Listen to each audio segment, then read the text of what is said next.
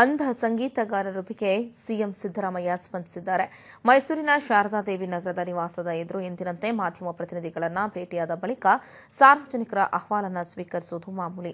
ಅದರಂತೆ ಇವತ್ತು ಕೂಡ ಜನತಾ ದರ್ಶನದಲ್ಲಿ ಅಹವಾಲನ್ನು ಸ್ವೀಕರಿಸಿದರು. ಅದರಲ್ಲಿ ಶಿವಮೊಗ್ಗದ ಅಂಧ ಸಂಗೀತಗಾರರಾದಂತಹ ಅನ್ನಪೂರ್ಣ ಕೂಡ ಒಬ್ಬರು. ಸಿಎಂ ಮೈಸೂರಲ್ಲಿ ಇರ್ತಾರೆ ಅನ್ನೋ ಮಾಹಿತಿಯನ್ನು ಪಡೆದು ಮೈಸೂರಿಗೆ ಬಂದಿದ್ದಂತಹ ಅನ್ನಪೂರ್ಣ ತಾವು ಆರ್ಕೆಸ್ಟ್ರಾಗಳಲ್ಲಿ ಗಾಯಕರಾಗಿ ಕೆಲಸ ಮಾಡ್ತಾ ಇದ್ದು ಸಂಗೀತ ಸಾಧನೆಗಳ ಕೊರತೆ ಇದೆ, ಅದನ್ನು ಕೊಂಡುಕೊಳ್ಳೋದಕ್ಕೆ ಸಹಾಯ ಮಾಡಿ ಎಂದರು.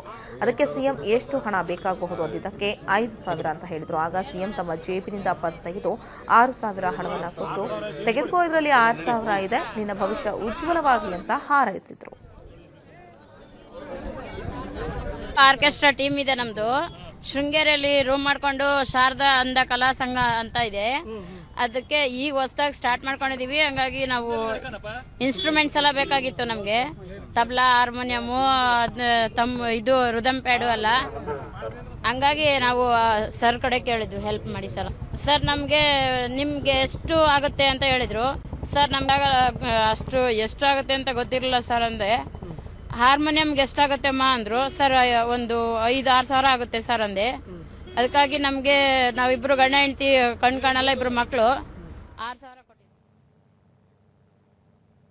ಈ ಬಗ್ಗೆ ಮತ್ತಷ್ಟು ಮಾಹಿತಿಯನ್ನು ನೀಡಲಿಕ್ಕೆ ದೂರವಾಣಿ ಸಂಪರ್ಕದಲ್ಲಿದ್ದಾರೆ ಪ್ರತಿನಿಧಿ ರವಿ ಪಾಂಡವಾಪುರ. ಎಸ್ ರವಿ, ಸಿಎಂ ಸಿದ್ದರಾಮಯ್ಯ ಅವರು ಜನತೆಯ ಅಹವಾಲನ್ನ ಕೇಳಿದ್ದಾರೆ. ಜೊತೆಗೆ ಅಂಧ ಸಂಗೀತಗಾರ್ತಿಗೆ ಸ್ಥಳದಲ್ಲೇ ತಮ್ಮ ಕೈಯಲ್ಲಿದ್ದಂತಹ ಧನವನ್ನು ಕೂಡ ಸಹಾಯದ ರೀತಿ ನೀಡಿದ್ದಾರೆ. ಸೊ ಏನೆಲ್ಲ ಬೆಳವಣಿಗೆ ಆಯಿತು, ಜೊತೆಗೆ ಏನೆಲ್ಲ ಸಮಸ್ಯೆಗಳು ಬಂದಿದ್ದಾವೆ ಇವತ್ತು ಸಿಎಂ ಸಿದ್ದರಾಮಯ್ಯ ಅವರ ಹತ್ರ?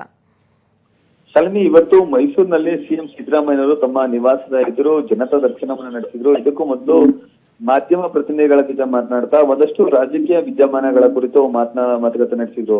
ಬಳಿಕ ಅಲ್ಲಿ ನಡೆದಂತಹ ಸಾವಿರಾರು ಮಂದಿ ಅಹವಾಲು ತಂದಿದಂತಹ ಸಾರ್ವಜನಿಕರಿಂದ ದೂರನ್ನ ಸ್ವೀಕರಿಸುವಂತಹ ಕೆಲಸಕ್ಕೆ ಮುಂದಾಗಿದ್ರು. ಅಲ್ಲಿ ಪ್ರಮುಖವಾಗಿ 10 ಹಲವು ಬೇಡಿಕೆಗಳನ್ನು ಹೊತ್ತಂತಹ 100 ಮಂದಿ ಬಂದಿದ್ರು.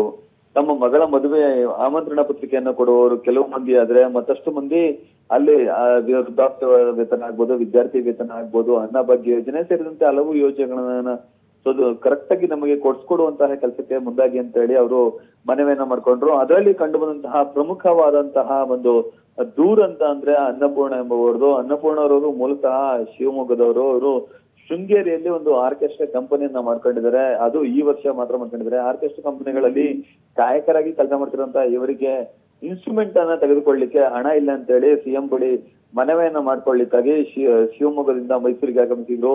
ಅವರನ್ನ ಸಮಾಧಾನ ಚಿತ್ತವಾಗಿ ಅವರ ಸಮಸ್ಯೆಯನ್ನ ಆಲಿಸಿದಂತ ಸಿಎಂ ಸಿದ್ದರಾಮಯ್ಯನವರು ಅದಕ್ಕೆ ಹಣ ಎಷ್ಟು ಬೇಕಾಗ್ಬೋದು ಎಂಬ ಅಂಶವನ್ನ ಅವರ ಕೇಳಿದ್ರು. ಅದಕ್ಕೆ ಅವರು 5,000 ರೂಪಾಯಿ ಹಣ ಸಾಕಾಗುತ್ತೆ ಅಂತ ಹೇಳಿದಾಗ ಇವರು ತಕ್ಷಣ ಸಿಎಂ ಸಿದ್ದರಾಮಯ್ಯನವರು ತಮ್ಮ ಜೇಬಿನಿದ್ದಂತಹ ಪರ್ಸ್ ಅನ್ನ ತೆಗೆದು ಅದರಿಂದ 6,000 ಹಣವನ್ನು ಕೊಡುವ ಮೂಲಕ ಅವರಿಗೆ ಧನ ಸಹಾಯನ ಮಾಡಿದ್ರು. ಮತ್ತೆ ಮುಂದಿನ ದಿನಗಳಲ್ಲಿ ಮತ್ತಷ್ಟು ಇನ್ಸ್ಟ್ರೂಮೆಂಟ್ ಗಳನ್ನ ಕೊಡಿಸಿಕೊಳ್ಳುವಂತಹ ಭರವಸೆಯನ್ನು ಕೂಡ ಅವರ ಪಿಎಗೆ ತಿಳಿಸುವಂತಹ ಕೆಲಸ ಕೂಡ ಅವರು ಮುಂದಾಗಿದ್ದಾರೆ. ಇದ್ರ ಜೊತೆಗೆ 10 ಹಲವು ಅಹವಾಲುಗಳನ್ನ ಸ್ವೀಕರಿಸಿದಂತಹ ಸಿಎಂ ಸಿದ್ದರಾಮಯ್ಯನವರು ಸತತ 1 ತಾಸಿಗೂ ಅಧಿಕ ಕಾಲ ಜನತಾ ದರ್ಶನವನ್ನ ನಡೆಸಿದ್ರು.